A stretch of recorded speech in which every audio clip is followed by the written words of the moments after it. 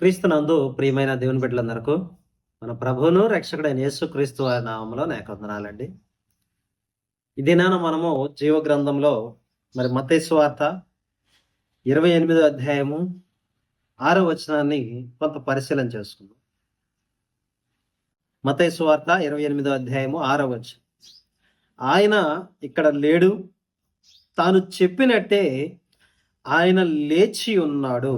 రండి, ప్రభువు పండుకున్న స్థలము చూచి త్వరగా వెళ్ళి ఆయన మృతులలో నుండి లేచి ఉన్నాడని ఆయన శిష్యులకు తెలియజేయుడి. చదవబడిన వాక్య భాగాన్ని బట్టి చిన్న ప్రార్థన చేసుకుందాం.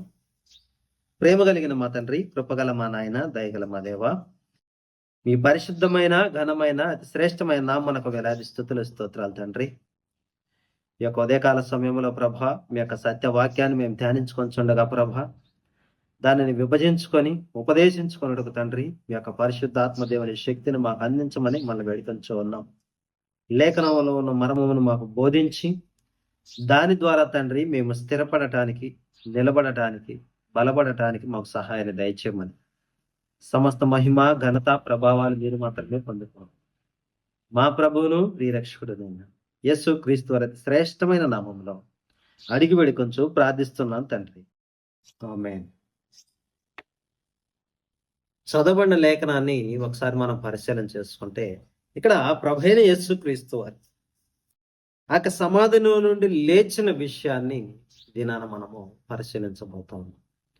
క్రీస్తు ప్రభు వారు సమాధిలో నుండి లేచిన తరువాత ఏం జరిగింది, ఇప్పుడు ఆయన ఎక్కడ ఉన్నాడు అనే విషయాలను మనము పరిశీలన చేసుకో. క్రీస్తు ప్రభు వారి శిలువ కార్యము జరిగి ఇప్పటికే సుమారు 2000 సంవత్సరాలు కావస్తాం. కానీ ఈ దినాన పరిస్థితి ఎలాగ ఉన్నది అంటే, ప్రతి సంవత్సరము కూడా ఆయన చనిపోవటము, మరలా తిరిగి లేకపోవటం, మరలా పుట్టటము అనేది మనము పరిపాటిగా చూస్తూ ఉన్నాం. వాస్తవానికి ఆయన జననాన్ని కానీ ఆయన మరణాన్ని కానీ జ్ఞాపకం చేసుకోవటం మనకు మంచిదే.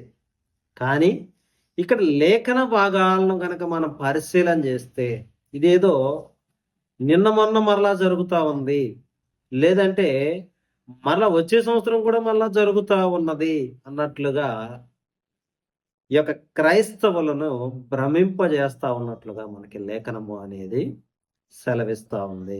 కాబట్టి ఈ లేఖనాన్ని మనం కొంత పరిశీలన చేసుకోవాలి.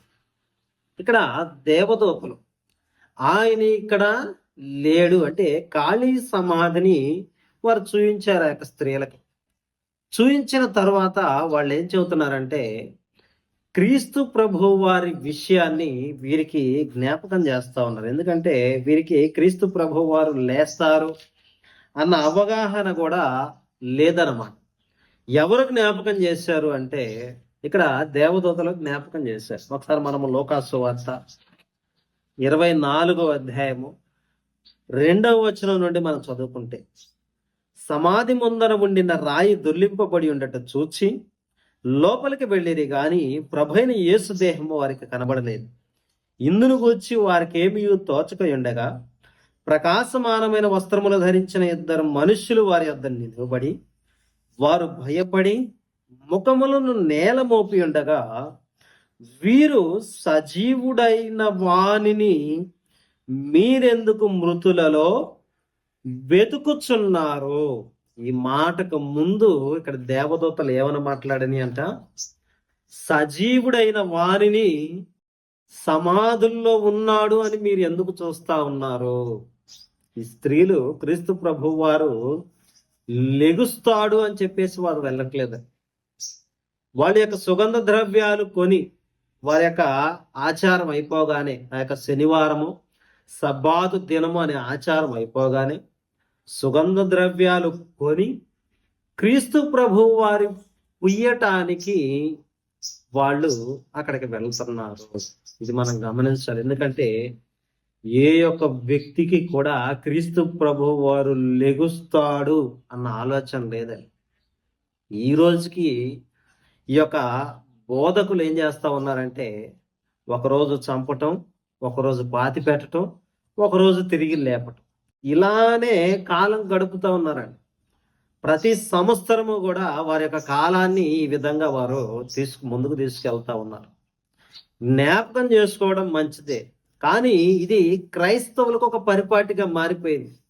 ఒక 40 దినాలు శ్రమలను, దుఃఖ దినాలని, తర్వాత సిలువని, తర్వాత వెంటనే లేచాడని ఈ యొక్క పండగ ఆచారం అనేది వాళ్ళల్లో విలీనమైపోయినట్టుగా మనం చూస్తా ఉన్నాము. మనం జాగ్రత్తగా పరిశీలించినట్లయితే ఆయన ఇక్కడ లేడు అన్న మాటన మరి ఎక్కడ ఉన్నాడు అనే ప్రశ్నకు తీయాలండి.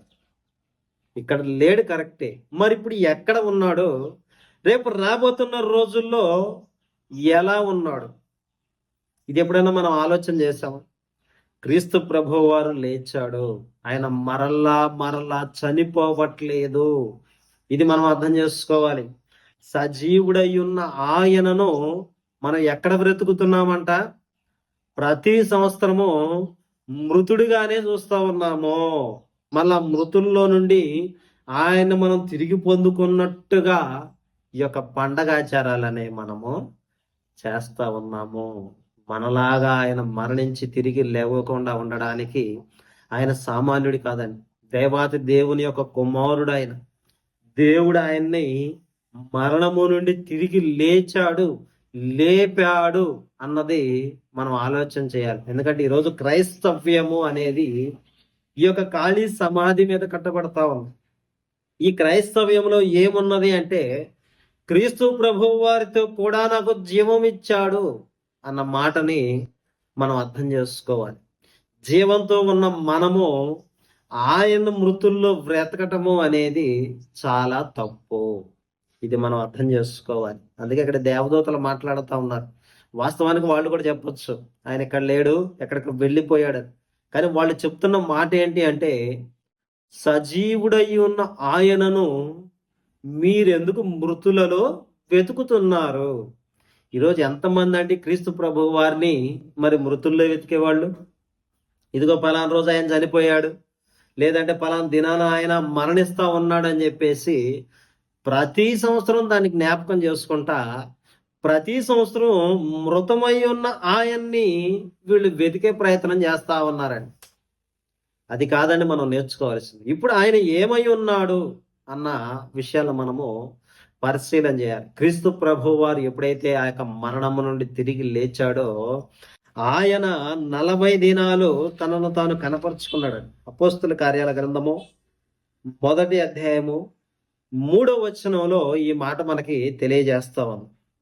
అపోస్తుల కార్యాల గ్రంథము 1వ అధ్యాయము 3వ వచనం, ఆయన శ్రమపడిన తరువాత 40 దినముల వరకు వారికి అగపడచ్చు దేవుని రాజ్య విషయములను గురించి బోధించుచు అనేక ప్రమాణములను చూపి వారికి తన్ను తాను సజీవునిగా కనపరుచుకొనెను. ఆయన లేచిన తరువాత 40 దినాలు కూడా తనను తాను ఆయన సజీవునిగా కనపరుచుకుంటూ తిరిగాడు.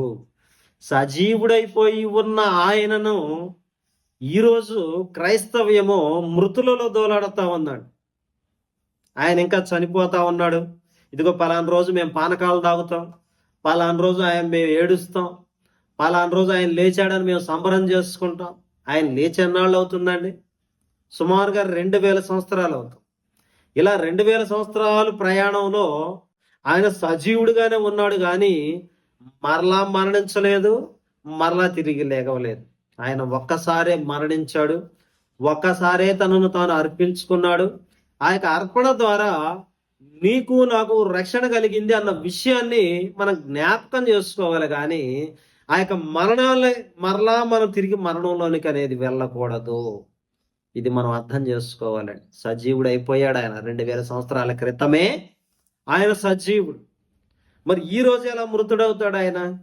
మరలా ఎలా తిరిగి లేస్తాడు అంటే, ఈ యొక్క నామకార్థ క్రైస్తవులు ఏం చేస్తా ఉన్నారంటే, క్రీస్తు ప్రభు వారిని మరలా తమ యొక్క ఇచ్చల కోసము, శరీరాశల కోసము, దురాశలు నెరవేర్చుకోవడం కోసము సిలువ వేస్తున్నారు.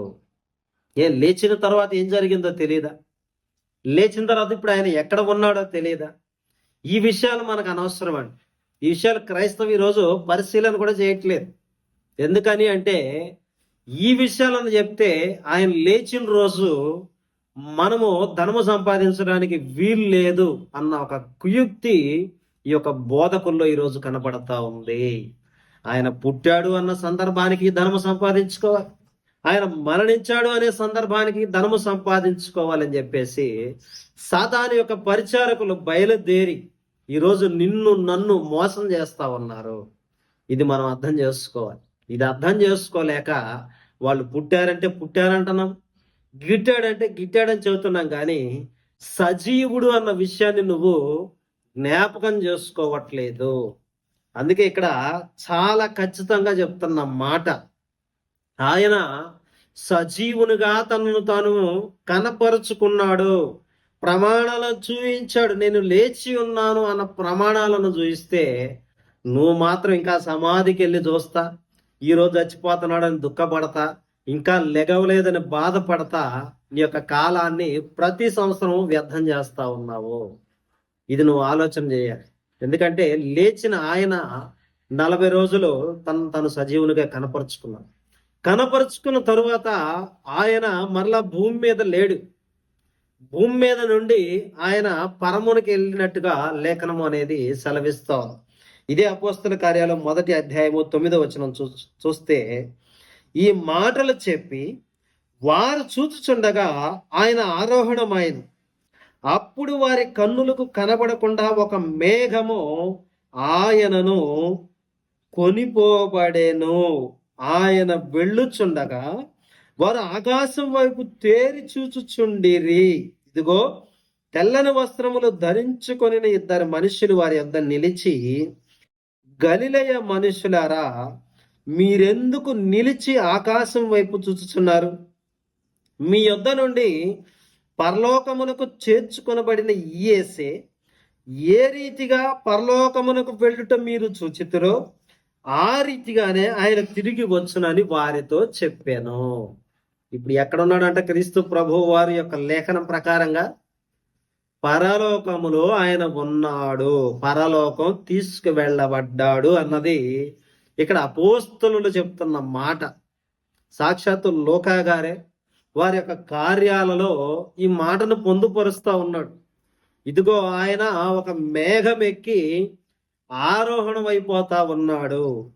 ఎక్కడికి వెళుతున్నాడు అంటే భూమి మీద ఒక ప్రదేశం నుండి ఇంకో ప్రదేశానికి కాదంట, పరలోకానికి వెళుతున్నాడు అన్న స్టేట్మెంట్ ఇక్కడ దేవదూతలు ఇచ్చినట్టుగా మనము చూస్తా ఉన్నాము. లేచిన క్రీస్తు ప్రభువు వారు ఇప్పుడు ఎక్కడున్నాడు? ఆయన స్టాండర్డ్ ఏంటంట? ఆయన పరమునకు తీసుకొని వెళ్ళబడుతూ ఉన్నాడు. ఈ విషయాన్ని స్టెఫను గారు కూడా మనకు కన్ఫర్మేషన్ చేశారట. అదే అపోస్తుల కార్యాల గ్రంథము 7వ అధ్యాయము 54 నుండి మనం చూసుకున్నట్లయితే, వారి మాటలు విని కోపముతో మండిపడి అతన్ని చూచి పండ్లు కొరికిరి. అయితే అతడు పరిశుద్ధాత్మతో నిండుకొనిన వాడై ఆకాశం వైపు తేరి చూచి దేవుని మహిమను, యేసు దేవుని కుడిపార్శ్వమందు నిలిచి ఉండుటను చూచి ఆకాశము తెరవబడుటయు మనిషి కుమారుడు దేవుని కుడిపార్శ్వమందు నిలిచి ఉండుటయు చూచుచున్నానని చెప్పాను. స్టెఫన్ గారు ఏం చెప్పారంటే, ఇప్పుడు క్రీస్తు ప్రభు వారు ఎక్కడున్నారని చెప్పారంట? ఆయన ఆకాశం తెరవబడిందంట, దేవుని మహిమను చూశాడంట. ఆ పక్కనే క్రీస్తు ప్రభు వారు ఆయన కుడిపార్శ్వాన నిలిచి ఉండుట ఆయన చూచాను అన్న సాక్ష్యము మనకిస్తా ఉన్నాడు. ఇంకా నువ్వు సమాధులకి వెళ్ళి చూసుకుంటా ఈయన మృతుడు అయ్యాడా లేదా అని చూడడానికి ఆయన అక్కడ లేడండి. ఎక్కడ ఉన్నాడు అంటే ఆయన దేవుని యొక్క కుడి పార్శ్వాన నిలిచి ఉంటుట చూచాను అని స్టెఫన్ గారి మాటల ద్వారా మనకి అర్థం అవుతా ఉంది. మరలా ఎలా వస్తాడంట ఆయన? ఏ విధంగా అయితే ఈయన మేఘాల మీద వెళ్ళాడో అదే విధంగా వస్తాడు. ఇది మనకు ఎక్కడ చెప్పబడుతూ ఉందంటే ప్రకటన గ్రంథము 1వ అధ్యాయము 7వ వచనం. ప్రకటన గ్రంథము 1వ అధ్యాయము 7వ వచనం. ఇదిగో ఆయన మేఘారూఢుడై వచ్చుచున్నాడు. ప్రతి నేత్రము ఆయన్ను చూచును, ఆయన్ను పొడిచిన వారును చూచెదరు. ఎలా వెళ్ళాడంట క్రీస్తు ప్రభు వారు?